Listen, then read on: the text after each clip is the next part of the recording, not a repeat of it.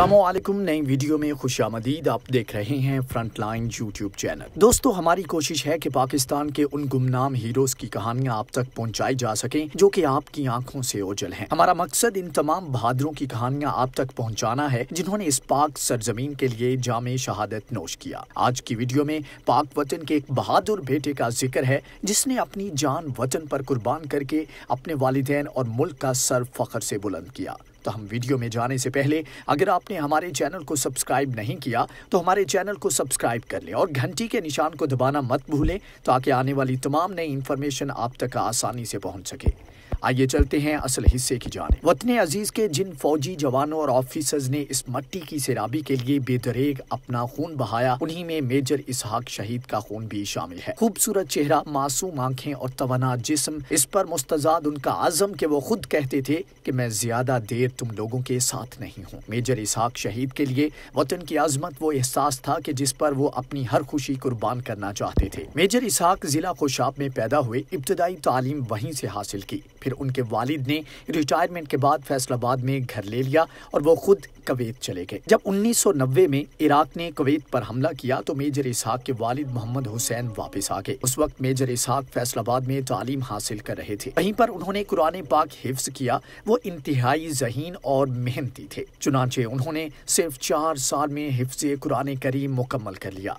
एबटाबाद में FSC की और साथ ही ISSB का इम्तिहान भी दिया और फौज के लिए मुंतखब हो गए। 2007 में ट्रेनिंग के लिए चले गए। उनका नाम उन 15 कैडेट्स में था जो कि इंतहाई काबिल और ज़हीन थे। पास आउट होने के बाद उन्होंने अपने वालिद मोहतरम की रेजिमेंट 21 मीडियम का इंतखाब किया। PMA में CSUO रहे। वो बॉक्सिंग के चैंपियन भी थे। मेजर इसहाक ने डेरा इस्माइल खान में सर्च ऑपरेशन के दौरान मुल्क दुश्मन अनासर के खिलाफ लड़ते हुए जामे शहादत नोश किया। ऑपरेशन में मेजर बहुत बहादुरी और दलेरी से लड़े और कई दहशत गर्दों को वासिले जहन्नुम किया। इसी लड़ाई के दौरान मेजर इसहाक शदीद जख्मी हुए। मेजर इसहाक ने दाएं हाथ से 20 राउंड्स फायर किए और दाएं हाथ जख्मी होने पर भी मेजर इसहाक ने जुर्रत और बहादुरी का मुजाहरा करते हुए अपने बाएं बाजू से मजीद 20 राउंड्स फायर किए, लेकिन दुश्मनों से हार ना मानी। इसी दौरान एक हैंड ग्रेनेड नजर आने पे अपने साथी फौजियों की जिंदगी बचाने के लिए उस हैंड ग्रेनेड पर कूद कर उसकी शिद्दत को कम किया और मेजर इसहाक अपने जितने जवानों की जिंदगी बचा सकते थे बचा गए। मेजर इसहाक शहीद की वालिदा ने बताया कि मेरा बेटा हर जगह मुझे अपने साथ रखता था,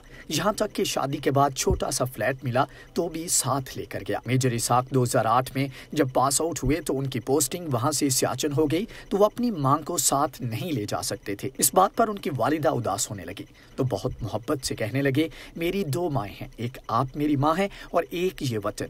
मैं एक माँ के साय से निकलकर दूसरी माँ की गोद में जा रहा हूँ। मेजर इसहाक की शादी 3 अक्टूबर 2015 को हुई। मेजर इसहाक की शहादत पर उनकी बेगम आयशा का कहना था कि इसहाक मुझे हमेशा मजबूत हिसाब का मालिक बनने को कहते थे और कहा करते थे कि मैंने फौज सिर्फ वर्दी या सल्यूट के लिए नहीं ज्वाइन की बल्कि मैं अल्लाह की तलवार बनना चाहता था और इसीलिए वर्दी को चुना है और आपको भी हर मुश्किल और आसानी में मजबूत और पुरआज़म बीवी की शक्ल में देखना चाहता हूँ। कहते थे पहले एक फौजी का मजबूत दिल अपने अंदर पैदा करो, बाहर निकलो, लोगों से मिलो, खुद को बहादुर बनाओ, क्योंकि जितनी फौजी ऑफिसर की बेगम बहादुर होती है उतना ही ऑफिसर भी हौसला पकड़ता है। और अगर मैं शहीद हो गया तो तुमने ऊंची आवाज में नहीं रोना। और मैं हमेशा उनसे कहा करती थी कि ये मेरा कैसा इम्तिहान ले रहे हैं, लेकिन अब उनकी शहादत के बाद मुझे समझ आती है कि वो मुझे इन हालात के लिए तैयार कर रहे थे। मेजर इसहाक ये मिली नगमा मेरे वतन ये अकीदतें बहुत शौक से सुनते और जब मशहूर मिली नगमा